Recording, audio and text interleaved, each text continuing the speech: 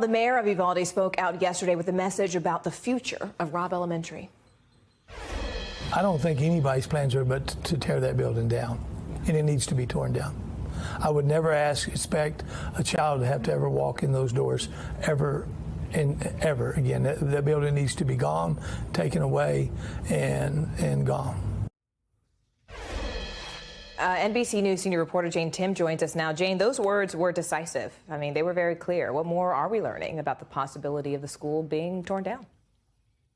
Morgan, we know that one of the state lawmakers has indicated that Biden, in conversation with this lawmaker, State Senator Gutierrez, had indicated there might be federal grant money that would go towards raising this school and helping to rebuild. Rob, now we know that raising and rebuilding a school like this is not unprecedented. It happened in Newtown, of course, after the Sandy Hook massacre. But there's definitely some energy there. And we're hearing from people on the ground that there's no desire for parents or students to go back to this school. So this is definitely an idea that is raising momentum. Biden floated the idea of federal grant money that might help this community pay for that, as well as paying for things like health care.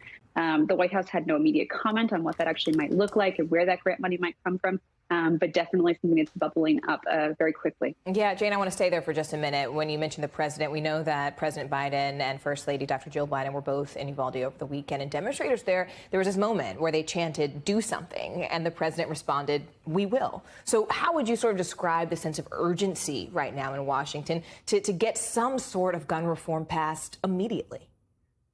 Yeah, you hear lawmakers from both parties talking about how there's an appetite to do something. There is momentum. There is sort of an impetus here that wasn't there, say, 3 weeks ago. We had Buffalo, of course, and then in Uvalde. But I will say 10 years ago, Morgan, I covered the Newtown shooting. And I remember this exact same conversation we had about how there was going to be change and some kind of legislation would be passed to make these shootings less common.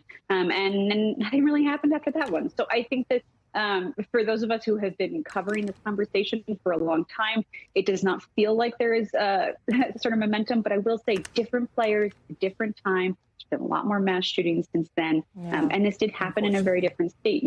Connecticut is a blue state with blue senators. And this one has people like Senator John Cornyn, a Republican, who says, you know what, we need to start looking at this. We need to take a hard look and we're going to try. So it might be different players who are managed to get something done. But there's definitely, I think, some pessimism as well from people who have been watching this for a long time. Yeah, I mean, it's just so unfortunate. We've seen, as you mentioned, so many of these mass shootings since then. And unfortunate is really, really an understatement. Jane Tim for us there. Jane, thank you.